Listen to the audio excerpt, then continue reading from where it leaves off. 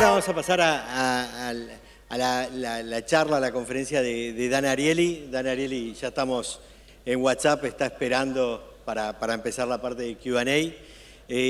Muy breve, bueno, ya lo hablamos, pero Dan Ariely es uno de los mayores divulgadores en el área de economía comportamental o behavioral economics, que es la parte que trata de poner el sesgo más de psicología dentro de lo que es la economía, ¿no? Los economistas tradicionales asumen que todos somos muy racionales en las tomas de decisiones y hay un montón de investigadores, entre los cuales varios ya ganaron premios Nobel, como Thaler, y que ganó en el 2017, Richard Thaler, o ya antes Kahneman, que nos explican cómo a veces no somos tan racionales y tomamos decisiones irracionales.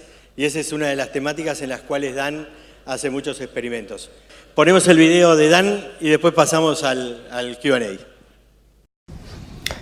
Hi, my name is Dan Ariely, and I'm the James B. Duke Professor of Psychology and Behavioral Economics at Duke University.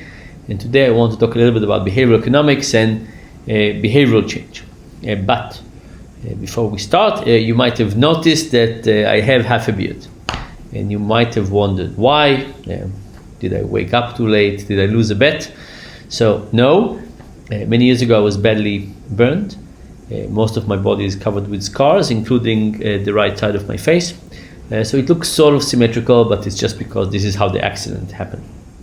So anyway, we're not here to talk about facial hair. We're here to talk about behavioral change. So let's get to it. So I'm here today with two hats. One is the Center for Advanced Hindsight, my lab at Duke University, and the second one is Kaima, a research group working with the Israeli government on all kinds of projects related to behavioral change. And in the middle you can see a few books and a movie I was part of. So if we think about behavioral economics, there's lots of things about behavioral economics, right? It's a scientific discipline, it's a way to study the world, but I think it's also an incredibly useful discipline to try and figure out what we do right, what we do wrong, where are some mistakes that we're making, and how we can make things better. And this is our goal today, is how do we get people to behave better? And the starting point I want us to have is that we are all to some degree irrational. We all make mistakes. And to prove that point, not that it needs a lot of proving, but to prove that point, I want us to look at some visual illusions. So look at the circle in the middle, right? Look at it very carefully. And what you can see is that it looks like it's changing its size. The circles on the outside are obviously becoming bigger and smaller, but what about the circle in the middle? Now, the nice thing about visual illusions is that we can very quickly and clearly show the mistake. So for example, we could see the small circle, we could show the big circle next to it, we can take the background away, and we can prove that those two circles are really the same. Voila, a proof that these circles did not really change in size.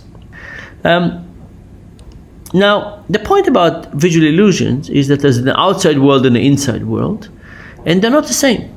And the inside world, it comes to us after our brain filters things, and to the extent our brain filters things in a way that is not accurate to the interpretation of the real world, we get served things after they've been transformed, and we are exposed to a reality that is biased. Okay. Now you can say, okay, so who cares? People see squares differently, triangles differently, circles differently, patches differently. Well, irrationality doesn't end there. In fact, if you look at the state of the world, and you look at what we think the state of the world could be, we have to admit that there's a big gap between the two. Maybe this is the human potential gap between what we have and where we could be. And this gap comes in many shapes. It comes with all kinds of irrationalities. It has to do with the way we misuse our time and our money and our health, and how we experience hate, motivation at the workplace, motivation for ourselves, how we treat the environment, etc., etc., etc. And because of that, what is clear is we need behavioral change. If we think about the gap between what we have and where we could be, we need something to help us narrow that gap. And what is this thing that could help us narrow that gap? The standard answer is information. Let's just give people information. If people knew what the right answer is, people would behave well. But sadly, information doesn't change much. If you think about how much we each overeat, undersleep, text and drive, don't exercise, don't wash our hands, etc., etc., etc., it is very obvious that information is not the cure to the human potential gap. Think about medication adherence. No. Think about exercising. No. Think about smoking. Again, information about smoking by itself doesn't help. Taxes, banning people, that helps, but just information doesn't help. Doesn't help. Eating, safe sex, saving, hand washing, vaccination, etc., etc., etc. In fact, it's very hard to think about anything. We're just providing people with information, change behavior on masses, and people all of a sudden started behaving well. So this is very sad that information doesn't work. And it's sad in multiple ways. It's sad that we sometimes don't want to look at information. Sometimes we actively avoid information. Sometimes we know the information, but nevertheless we act in different ways. Whatever the reason is, the point is that information by itself, even though it seems to us very intuitive and appealing, doesn't change behavior. So if not information, what could change behavior? And the good news is that there is all kinds of evidence for how we can change behavior. And here I want to tell you a little bit about a simple model of behavioral change that is based on thinking about behavioral change as we think about sending a rocket to space. And when we send a rocket to space, we have basically two tasks. The first one is to think about how do you reduce friction, and the second one is to think about how do we add fuel. Friction and fuel.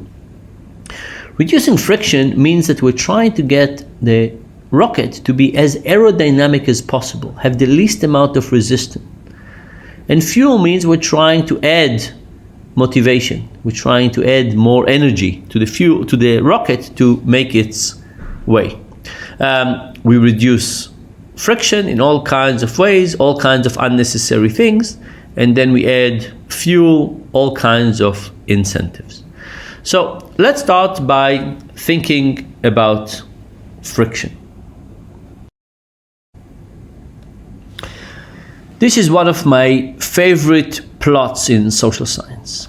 We see here names of countries, Denmark, the Netherlands, the UK, Germany, and so on, and the percentage of people who sign up for organ donation in each of those countries. And you can see countries on the left where people donate very little, and countries on the right when people donate a lot.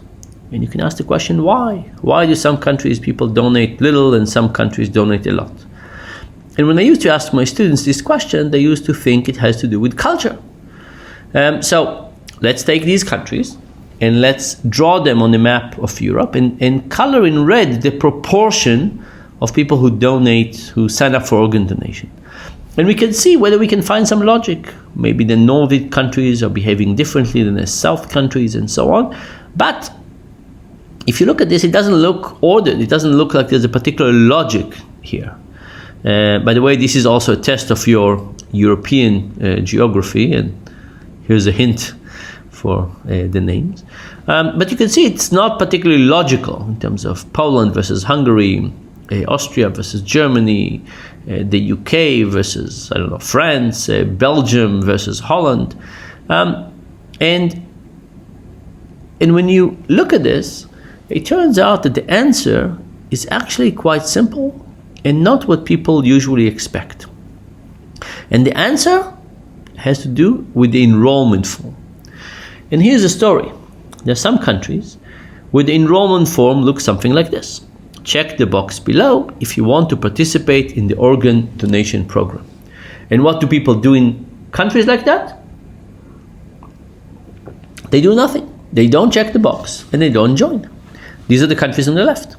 On the countries on the right have slightly different form. It says, check the box if you don't want to participate in the organ donation program. And what do people do here? The same thing. They don't check, but now they join. And it turns out that the big difference in opt-in and opt-out is between the countries that participate and the countries that don't participate is opt-in and opt-out. It's nothing to do with preferences. It's nothing to do with people's beliefs. It has to do with the person who designed the enrollment form and whether this person made it easy to participate or made it easy not to participate. And what you can think about this is, what is the role of friction? How big is the difference between signing into something versus signing out of something, and how attracted we are to doing nothing? Let me give you another example. So this is an example from a company called Express Script. Express Script is an online pharmacy. Imagine you're a patient, you go to your doctor tells you have a long-term disease, let's say you have high cholesterol, and you need to take medication for a very long time. And you sign up for this internet-based pharmacy, and they deliver the medication to your doorstep every 90 days. Every 90 days, medication. But it turns out that you start with branded medication. When you go to your doctor writes you prescribe your medication for branded medication, and Express Scripts tries to switch you to generics. So what do? They try different things. They send you a letter and say, please switch to generics. You will save money, we will save money, your employer will save money. And what happens? Not much. They tried postcard, they tried all kind of things, nothing happened. So for 1 year, they decide to go extreme. And they write people and say, usually your branded is, let's say, $20, depending on the medication. And usually the generic is $5. But if you switch now, it will be free for a whole year. Free for a whole year, amazing, right? Amazing deal. What percentage of people switched? Very few, less than 10. At this point, they show and they come to visit me and they complain. And why do they pick me? I wrote a couple of papers on the allure of free. In those papers, we showed that when you reduce the price from, let's say, 10 cents to 1 cent, people are excited. But nothing much happened. They don't really switch their behavior. You change the price from 1 cent to 0, now there's a real behavioral change. So 10 to 1, people say they're happy, they're saying that's a good thing, but they don't act very differently. 1 to 0, that makes a big difference. And they said, the people from Express Scripts said, look, we tried 0, we got 10%, that's not a lot. So what I said to them is, let's look at the friction. Let's look at the friction, and maybe that's the problem. They say, what do you mean? I said, think about this. You start with branded medication, and you could do nothing and end with branded. If you want to move to generic, you have to do something. You have to return a letter, you have to call a number, you have to do something. This is what we call a confounded design. It's branded versus generic, but also doing nothing versus doing something. Which one is it? Branded or doing nothing? Generic or doing something? Do we love branded or do we love doing nothing? How would you know? So I said, let's switch things. Let's send people their medication and say, don't worry about it. Automatically, next time, we're switching you to generics. You don't need to do anything. Well, it turns out that's illegal. You can't switch on medication to people, but the lawyers allowed us to do something called a T-intersection.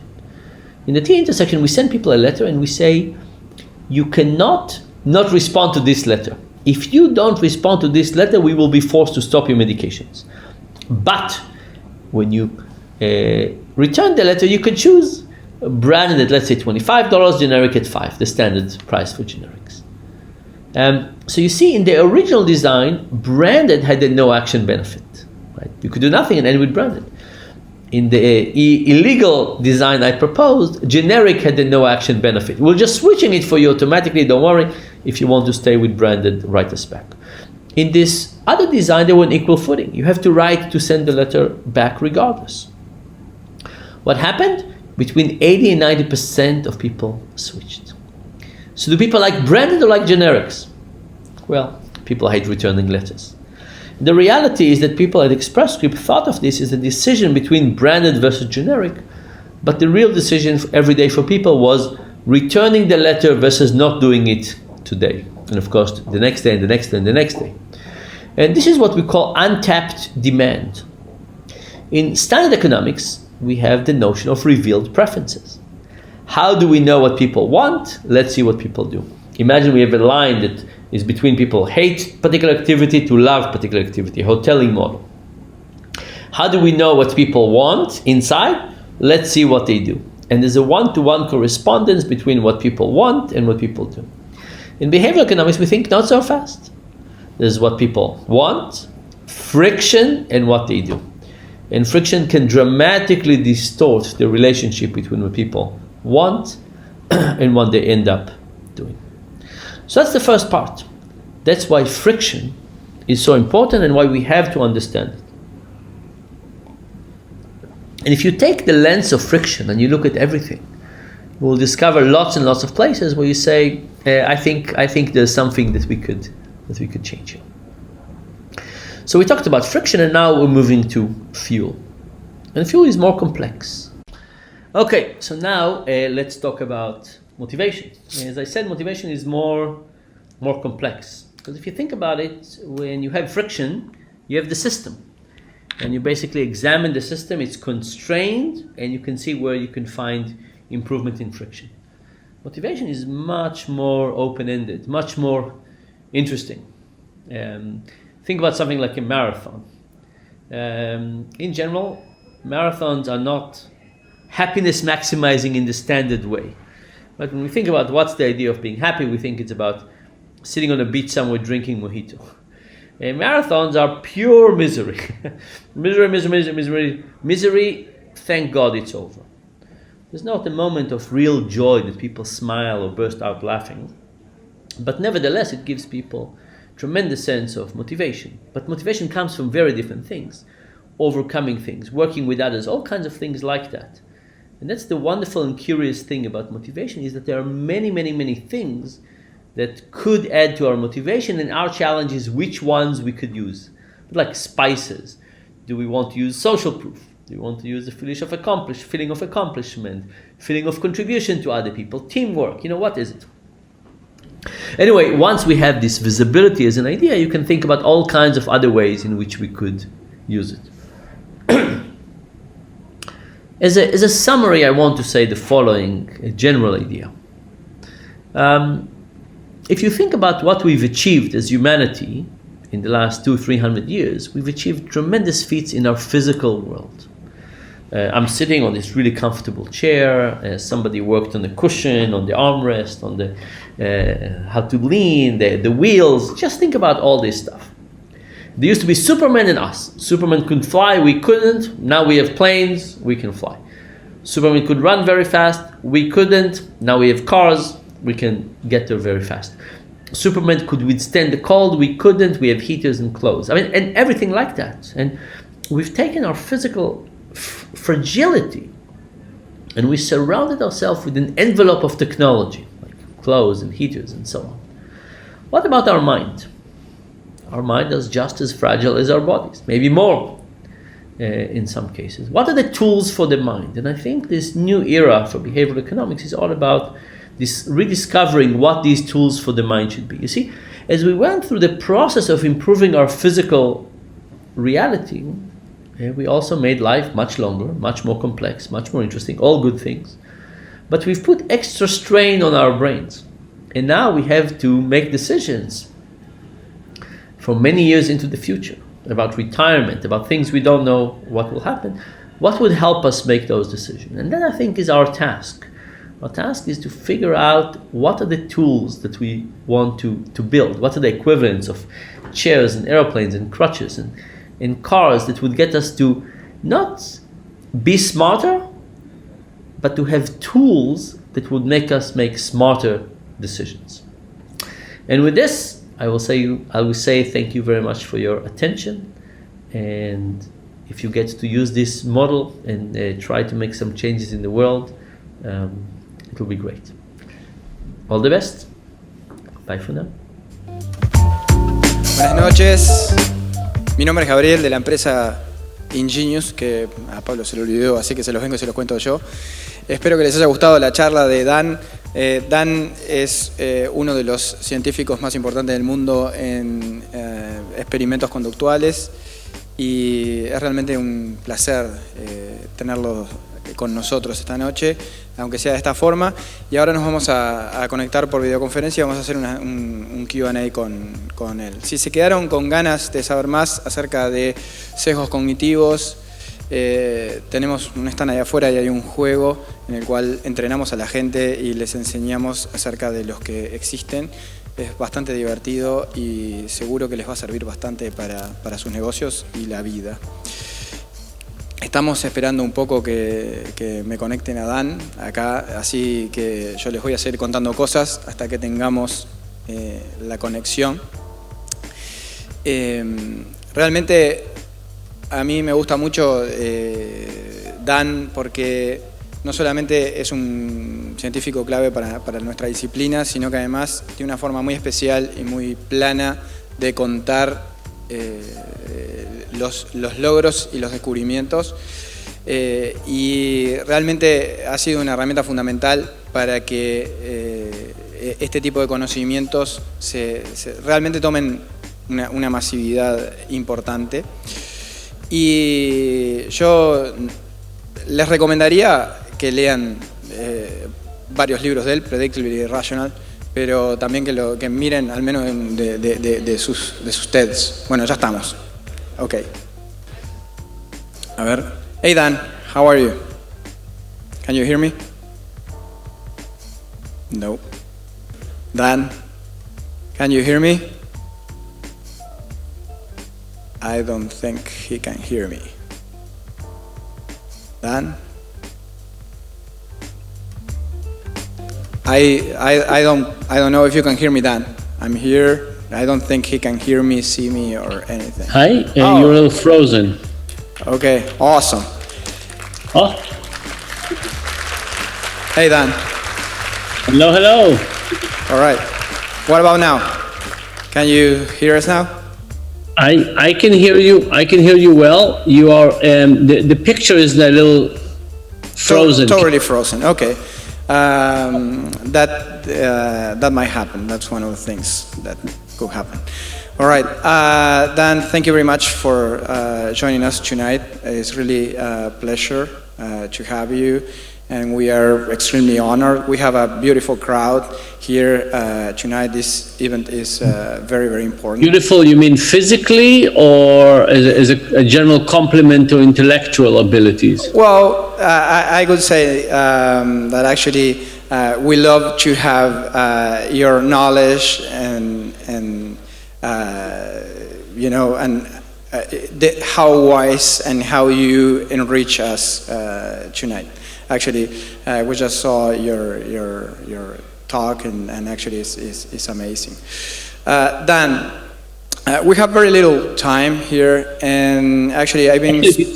Before we we go into the questions, I do want to apologize for not being there in person. Okay. So when we started the discussion about this, I was looking forward to being there in person. But on Friday, I had to have a little surgery. Nothing big, but it precluded me from traveling. So I'm sorry I couldn't be there in person. Hopefully another time. Actually, it's a pity, because we have lots of people here that actually would love to have you in person, but probably next time it's going to be, and we're going to love it. Dan, the first question I want to ask you, actually I've been spending some time here with the crowd that actually was joining, and we have two types of people here. The ones that actually love your work and been following you for some time, And on the other end, we have people that actually is just getting interested about this subject with this talk tonight. So for the first type of people, I have a question that actually it repeated several times today. And we want to use the opportunity to know if you have to define one of the experiments. You know, we know you because your experiments so amazing. If you have to just pick one that it's very special to you, it might be because what it meant to you, what generated in response, because you got surprised. Which one comes to your mind? So, you know, experiments are a little bit like kids. You like all of them. And experiments are different from kids because you like the most recent ones more than maybe the first ones. And maybe with kids, it's the opposite. I'm not sure. But I'll tell you about the study that I've been doing in the last 4 years. It's not an experiment. It's a statistical analysis. But that's one thing that I now really value. And this is this study in which we've been trying to figure out what are the things that get companies to be successful in the stock market, in the American stock market. And what we did was to look at lots of attributes on what happens with companies, and we tried to predict what get companies to be successful in terms of the stock returns. And the reason this is important to me is that, you know, I've been running around and doing little experiments, one company at a time, trying to improve motivation. And here was a way to basically say, this thing really matters for the profitability of the company. And the findings, as you would expect, and you know, I put some of these results out so you might know some of it, is that there are some things that we think that will matter, and some things that we think will matter and don't matter. So for example, salary matters or doesn't matter? I would say it matters, but yeah. So it turns out that absolute level of salary don't matter, but fairness in salary matters a lot. That's super interesting. It turns out that autonomy matters a lot. It turns out that quality of coffee and furniture doesn't matter that much. There's lots to talk about, but the final point of this is that the way companies treat their employees have a direct reflection on the profitability of the company. And you know, it's kind of obvious to say it, and nobody will think differently. But the reason I find this so important is that when you go to talk to CEOs, they all say that the quality of their people is the best thing that they have, but they often don't behave this way. The people who really run the company at the end of the day are often the CFOs, right? The company is run from the financial perspective.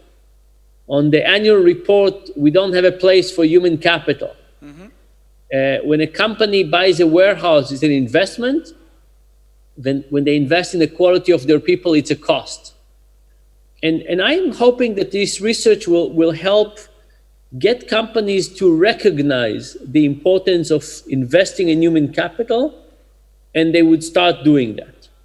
And one of the directions I've been trying to push the American regulator to ask companies to add to their annual report something about their investment in human capital. So for me, this is important research. It helps us figure out what matters and what doesn't matter, but it also has a social activism in it, where I want companies to start doing the right thing and investing more in their human capital. Actually, it makes a lot of sense, and we're talking about a very, very important subject. But of course, for companies, sounds like it's way easier to give perks, than really worrying about salaries fairness or transparency. Yeah. So, and it's not just easier. It's not just easier, but from a behavioral economics perspective, imagine the task of a CEO. A CEO has a very hard time changing the conditions in their company. They have a very hard time doing an experiment, right? If you and I want to do an experiment in our personal lives, we can try it. Let's sleep one night with low music, high music, sound machine, all kinds of things like that. If a company wants to try something new, there are lawyers, there are regulation, people complain. It's very hard for companies to experiment with anything and to try anything new. It's true. So the fact that companies are not doing the right thing for their employees, I don't think it's because they don't want to. I think it's because people have very simple model, very naive model of human motivation, and they don't have really a good way to test those models and find out that they were wrong. That's a super interesting and actually insightful answer, because we have lots of people here in the crowd that actually it's a part of regulation agencies and stuff for some governments. So actually they might take some notes around that. So then, are you seeing me on a big screen right now? Yeah, we have you on a big screen right now. So let me show you one thing, if you don't mind. No, go ahead. Actually, we're enjoying this. So can you see right now my computer screen? Yep, we can see your screen. Okay. So if you look at this, these are lots of attributes that we've measured. We've measured many more, but this is a lot of them. And you ask what matters and what doesn't matter. The one in red are the one that don't matter. Benefits, training, special recognition, physical work environment, coffee, expected tenure, job title. The thing that you see on the bottom here, honest mistakes are valued, end up being incredibly important. And if you want a little hint, well, that's awesome, because you just highlighted the ones that companies are giving right now. So. Yeah, and if you want, here are the things that, if you see the things on the left, these are companies that you want to buy in the stock market. And the things on the right, these are the companies you want to short. That's super interesting. So we should have an index of these type of things to know where to put our money next year. Yes. Then I have time for one more question. And actually, one of my favorite books is Predictably Rational from you, actually. And you spend a big part of this book talking about motivation, more specifically motivation in the workplace, with lots of experiments, which I love and I enjoyed when I discovered for the first time. And but my question is around motivation, but in a different setup. We are facing a huge challenge with the new generation of education. We are having huge issues trying to motivate our kids, to get into studying and dedicating time to things that actually hopefully are going to be their passions for the years to come, and they could drive us, to better places. But it's very hard, our civilization is struggling with motivating these kids right now. Do you have any ideas? Have you been working around any of these areas? You have any hints or expectations around this? What do you think about that? Yeah, so let me give you two answers.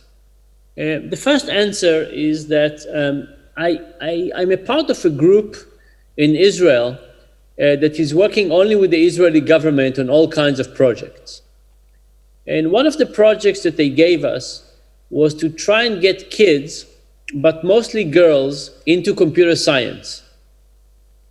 And they have this class. It's a 6 weeks class to study computer science light. And they said, please take this class and digitize it so we can give it to everybody. And this class is something that everybody does. Google does it, and Microsoft does it, and Facebook. They all teach that class. And they asked me to take this class. They asked us to take this class and to digitize it so they can do it in a large scale. But before I digitize it, I said, let me first of all test to see if it works. Is giving this 6 weeks class to kids, does it make it more likely they'll go and study computer science in high school? So what do you think the answer is? Does it help or not? I don't know. Actually, I could say might help something, but not really. So what it did was it had zero effect on boys, and it had a negative effect on girls. Oh, wow. After these 6 weeks of computer science light class, girls were less likely to want to study computer science. Now, this is a very strange result. Yeah. I didn't believe it. So I tried it again. The same result again. So then we started looking for why. And when I'll give you the reason, it will look trivial, but it took us a while to figure it out. And what we found out is that the first 6 weeks of computer science are incredibly boring. All you learn is how to move a turtle on the screen. Yeah. Something like this. And at the end of these 6 weeks, the girls say, I can do it, but what kind of a job is this? Who wants to move a turtle on the screen? So what happened is the class is improving their efficacy, their feeling of ability, but it decreases their perception of the meaning of this occupation. Yep. So what did we do? We went and we filmed videos of young kids, young people, but particularly young women, who are doing computer science and health, computer science and design, computer science and. And we took 100,000, slightly more than 100,000 kids, all the kids who were finishing middle school and were going to go to high school, and we forced them, as they were going to sign to high school, to go through our system and look at these videos. And we increased the number of boys who were going to study things with computer science, but we increased dramatically the number of girls. And why? Because at this age, maybe even later too, the girls are looking for something meaningful. And the barrier, every time we look at the behavior, we need to ask ourselves, what is holding people back? So when we think about the education system, I think one thing we need to ask ourselves is, what's holding kids back? And maybe, I look at these results and I am in awe. I say, these kids, the end of middle school, the end of 9th grade, and the girls in that case are already looking for a meaningful job. Yep. That's an incredible maturity on their part, right? It's amazing. Like, I don't know about you at 9th grade, but I wasn't thinking about anything meaningful. So maybe what we need to figure out is not to say they're not motivated, but maybe it's our job to say, these kids see lots of problems in the world, and what we need to do is to help them figure out how education is relevant to the things that I might want to achieve. And maybe studying trigonometry for trigonometry's sake is not enough, but maybe it's okay. Maybe they're looking for other motivation, and it's our job to provide them. So that's the first thing, the first answer. The second answer is that, when I look at the education system, I think it has much less autonomy for everybody. So in the US, we have this terrible law called the No Child Left Behind. And it's an attempt to regulate the education system. And it basically means all teachers have to teach the same things to all classes, and we teach to the tests. And maybe it's okay on average, but it's probably not okay for almost any teacher with any particular classroom. And in general, a lot of our approach in modern society has been to regulate and organize and take motivation out of the equation and try to create rules for everything. And that's not a system. I don't know how it is there, but in much of the world, it's the people that are trying to manage top down, and they tell the teachers exactly what to teach, and they tell the students exactly what to study, and all of a sudden the study has no goal. It's basically to pass a test. And what we're doing with a lot of those things is we're basically changing people from being intrinsically motivated to being extrinsically motivated. So from having a fire inside to doing what you have to do because that's the rules and that's what you have to do. And I think in this process of trying to regulate and organize and equate and standardize and reward and control, we're actually taking away passion. And for me, the real issue with education is, yes, everybody needs to read and write at a certain level to be a good citizen in society. Everybody has to understand some statistics and some logic. But beyond that, it's really an exercise of finding your passion. Yep. And we're too much in a production factory mindset. By the way, it's not just in education. We're the same thing in health, in all kinds of other things. I think we're letting lawyers rule. I hope there are not too many lawyers in the audience. We might, in fact, so. But that I think is the issue, that it's not our kids who are the problem. It's that we're creating a system that is almost designed to be a control system rather than a motivational system. Yep. No, I'm sure you're right. Actually, I'm sure they are not the problem here. So certainly, you give us first what you're saying. Once you put it in that way, it makes a lot of sense, and certainly give us a lot of things to think, and actually a lot of potential ways to act, which is amazing for driving these changes. So the last thing I wanna do is I wanna ask this crowd here to give a cheer to our amazing presenter today.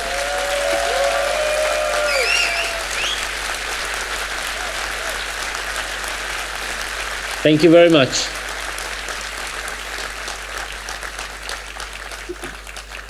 All right.